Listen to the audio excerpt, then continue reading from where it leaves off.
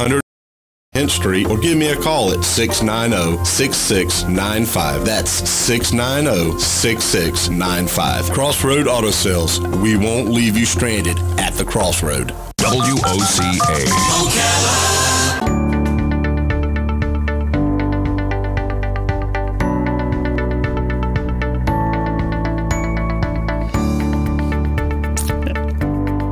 You're listening to AM Ocala Live, WOCA, The Source. We're back as we're just finished up with Dr. Rubenstein, Dr. Adam Rubenstein, plastic surgery. As now it's time just to still give you, with Elvelio here in the studio, our Wealth Wednesdays, as we're bringing it to you, Wealth Wednesdays. Absolutely. You know, our opportunity to be able to help people design their financial future, give them some insights and tips so they can make the little changes. We talk about everything from your budget to savings to what you want to do with your money, the goals that you set. So a lot of great stuff. But, you know, I couldn't help listening to Dr. Rubenstein in the earlier segment. He pointed out the what do you call it? The daddy do-over. The daddy do-over, yeah. And like I said, he's got a way with words, man. That's how they do it. Male makeover, the daddy do-over. The daddy do-over. You know what was funny is he mentioned something, and I'm sitting listening here thinking, you know, I don't know if there's anything that I want to go under the knife for. I mean, that's a little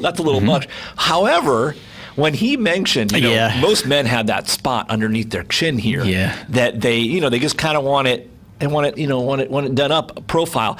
I literally couldn't help myself but go reach up for it and go, you know, he really nailed that. I'm thinking, well, actually, I kind of would like to. I'm only 41, but I kind of would like to have something taken care of there. Like I said, so I've had a beard now for years and years, and the first time I shaved, completely shaven was it a year ago? It was a year ago, so I was like, I'm going to go completely shaven. I haven't done it in like 5 years up to that point. Right. Always trimmed up the beard, always had one. And I went completely shaven, and that's the first thing I noticed, what was running underneath my neck. Now, I still looked younger as I shaved, but it was like, what's this? What is that? Yeah. So you're right. When he said that, I was like, oh yeah. He hit the nail. That's right. I was like, because before I'm like, oh, you can do some push-ups, and like you can hit the gym a little bit more. You're just trying to make time for the other stuff, the dad bod. And then he mentioned that, and I was like, oh yeah, that's right. You know, that's like, one of those things that you don't think about until you catch yourself in the mirror one day, and it's a lot like our income in retirement. It's something that we know we need to pay attention. It's something we know we need to pay attention to, but it's not necessarily something that until we see the bank balance, 18 months before we go to retire, that we realize, I need to go do something about this. Yeah. Some cases, we can do something about it. Right. In other cases, it doesn't matter how good of a surgeon we might give you on financial advice. We just can't make certain numbers appear. And so it's important for people to have a plan for their income in retirement. And like I said, although it might seem obvious, many people fail to consider the full impact of their paycheck ending, of not receiving a paycheck anymore when they exit the workforce. So many years that you're just every other week or every month or every week, depending on what you do, that direct deposit shows up. Well, and when you get to retirement, the paycheck isn't there anymore. So there's an adjustment there. So quite frankly, if you intend to maintain your pre-retirement lifestyle, you need a plan that generates a reliable income for the rest of your life. So you continue getting, as Tom Hegna says, those playchecks instead of paychecks. So recommendation is to carefully consider your income needs. So here's how you start. You start to form a strategy as to where those funds will come from. Okay. So what is it that you're spending right now on your lifestyle, your essentials, your car, your home, your groceries, your eating out, healthcare, medical bills. Right. As we get older, we start to visit the doctor more. There's more cost there, right? Do we have the right kind of insurance or Medicare supplemental insurance? And most people start their strategy income-wise looking at Social Security. because it's a steady source of income, right?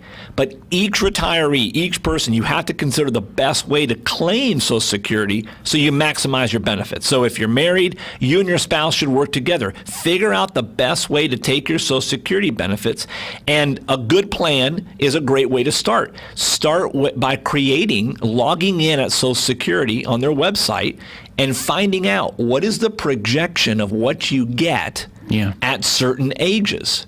And that's how you're able to calculate that income gap. So if you know, hey, I have X amount in a 401k, or I have X amount in savings, or we're going to be downsizing our home, and so I'm counting on this pot of money plus Social Security, then you know, hey, I might need to wait till I'm 67.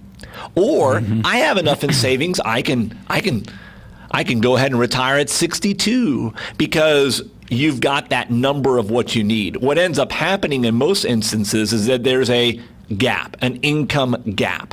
And that's where having a retirement income plan is so important. But you've got to start sitting down with your spouse, logging in on Social Security, finding out how much you get, knowing how much you're going to need, and then working for that gap. And so the age, And just to go over the gap, you're talking about the gap between what and what?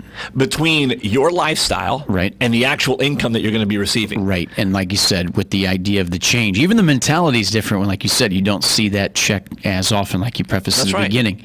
And this is, by the way, for listeners out there, this is hit me a little personal too, because my dad, he's going to be 61 here in September. Yeah. He's been with the company now, I think, over 16 years. And I know we've had the discussions about retirement, and it was always about, when do you think you'll retire? But then just recently we've been having more of the conversation. I was like, Dad, what do you expect to do when you're retired? What do you want to do? What are the things that you would actually see yourself putting on a list and saying, hey, I know this sounds like a bucket list, but it's more of like what you would actually see yourself enjoy doing. Right. And then with that comes the conversation about what kind of lifestyle then that means for living in order to do those other things, because that's something that I know he's always been very good at, always planning really well, sticking to the plan, and always kind of doing the right thing. And he's always made sacrifices financially about doing what was the utmost responsible thing. Right. But with that also, he's seen a lot of uncertainty, whether it's been in the market, whether it's been 401k, whether it's been the company that he'd worked for prior to where he's at now, because it was, timing is everything. And in 2007, they brought everybody in. It was a small company that worked in elastomers, and they got bought out by Exxon. And they thought good times were on the way. Well, within a year of being owned by Exxon, they said, we don't need this plan anymore. We're closing it up, but you're welcome to stay with the company if you relocate. Yeah. So there was a decision in there to do that. Well, timing is everything, because by the time that happened and the expectations of where 2007 was going, he was able to find a position before the recession actually hit. Sure. So with all of these circumstances floating around with that, we've been having this conversation just a little bit here and there. And at one point it was, you're going to wait till 62 because of the idea of the draw of Social Security? Or are you going to do it sooner because it's just been, it's work, and he's ready to be done with work. And now it's been, okay, well, let's just talk more about lifestyle. And then it starts to bring forward whether or not that's going to happen now or later.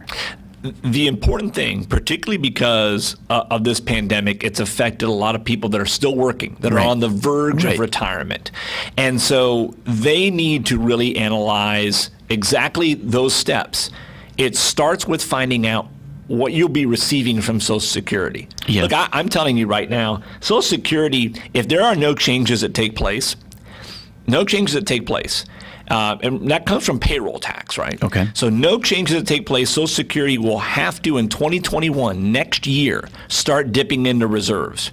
That means that if there are no changes to Social Security and how it is funded from the federal government, then it will be continuously using those reserves, and Social Security will wipe out its reserves by 2035. Wow. And so you and I... Wow.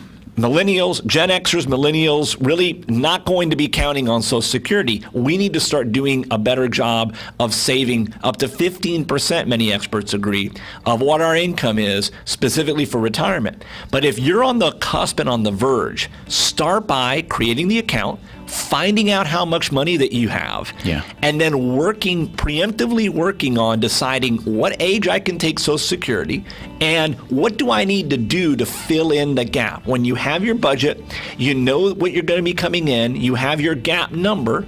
If you do, now what are the actions I need to take over the next year, 2 years, 5 years, 7 years to fill that gap in so that when I do get to retirement and the paycheck doesn't show up anymore, I have a plan. I can rest easy. My kids, my family aren't fretting. I don't have to move into a small little apartment. I can still take my wife out on a date night, see the grandkids, travel, and enjoy the life I've worked so hard to create. Gotcha. Awesome, buddy.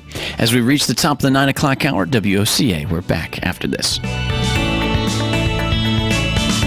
Fox's Trace Gallagher. It's a civil lawsuit, but President Trump warns it could become a, quote, criminal problem. The Justice Department is now asking the court to order the publisher to delay the book to allow the government to complete the national security review process. The book was originally supposed to come out in March. Bolton's attorney says the approval process has been deliberately slowed down.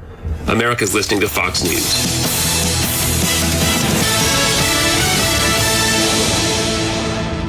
Ace is the place with the helpful hardware, folks. The world's best dads deserve the best Father's Day gifts, and Ace is the best place to find them. We have a great collection of brands dads trust, like outdoor power equipment from Steel and Ego, power tools from Milwaukee, grills from Big Green Egg, Traeger, and Weber, and coolers from Yeti. Find them at your neighborhood Ace, or order online for curbside pickup or delivery, and make this Father's Day one dad will always remember, with gifts he'll love from Ace. At participating stores, see store for details.